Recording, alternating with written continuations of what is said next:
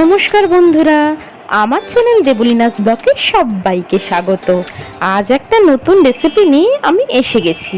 আজ বানাবো চিংড়ি ভাপা। এই রেসিপিটা কম সময়ে সহজেই কম উপকরণ দিয়ে কিভাবে বানাবো আজ তোমাদের সেটাই দেখাবো। তবে এই রেসিপিটা খেতে হয় দুর্দান্ত, অতুলনীয়। তাহলে চলো দেখে নিই এই রেসিপিটা আমি কিভাবে বানাবো। প্রথমেই আমি কিছু চিংড়ি মাছ নিয়ে নিয়েছি। ভালো করে চিংড়ি মাছগুলো ছাড়িয়ে নেব।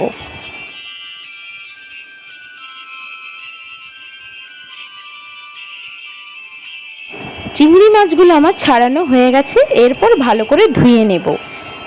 এরপর আমি একটা স্টিলের টিফিন বক্স নিয়ে নিয়েছি। এর মধ্যে আমি পরিমাণ মতো চিংড়ি মাছ নিয়ে নেব। মাথায় রাখতে হবে এই রেসিপিটা বানাতে হলে অবশ্যই স্টিলের টিফিন বক্স লাগবে। চিংড়ি মাছের মধ্যে আমি দিয়ে দেব পরিমাণ মতো পেঁয়াজ বাটা, পরিমাণ মতো সর্ষে বাটা, শুকনো লঙ্কা বাটা, চেরা কাঁচা লঙ্কা, হলুদের গুঁড়ো, পরিমাণ মতো লবণ আর কাঁচা সর্ষের তেল। পুরোটা ভালো করে মিশিয়ে নেব।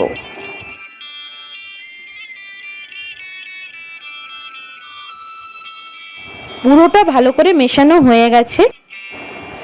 এরপর আমি টিফিন বক্সের ঢাকনাটা লাগিয়ে নেব। কড়াতে আমি জল গরম করতে বসিয়ে দিয়েছি। জলটা ফুটে গেছে। এরপর আমি টিফিন বক্সটা জলের মধ্যে দিয়ে দেব। কিছুক্ষণ ভাপাতে দেব। ঢাকনা দিয়ে কিছুক্ষণ ফুটতে দেব। কিছুক্ষণ ভাপিয়ে নেবার পর আমি ঢাকনাটা খুলে নেব। চিংড়ি ভাপাটা মোটামুটি তৈরি হয়ে গেছে। এরপর টিফিন বক্সটা আমি নামিয়ে নেব। কিছুক্ষণের জন্য ঠান্ডা হতে দেব। এরপর ঢাকনা খুলে নেব আর ওপর থেকে চেরা কাঁচা লঙ্কা ছড়িয়ে দেব। এরপর ওপর থেকে কাঁচা সরষের তেল ছড়িয়ে নেব। তৈরি হয়ে গেছে আজকের রেসিপি চিংড়ি ভাপা। গরম ভাতের সাথে এই রেসিপিটা তোমরা অবশ্যই ট্রাই করো। দেখবে তোমাদের এই রেসিপিটা খেলে তাক লেগে যাবে। আমি বলছি, বিশ্বাস করো, রেসিপিটা খেতে দারুণ হয়েছিল। অবশ্যই তোমাদের ভিডিওটা ভালো লাগলে লাইক করে দিও আর চ্যানেলটা সাবস্ক্রাইব করে দিও।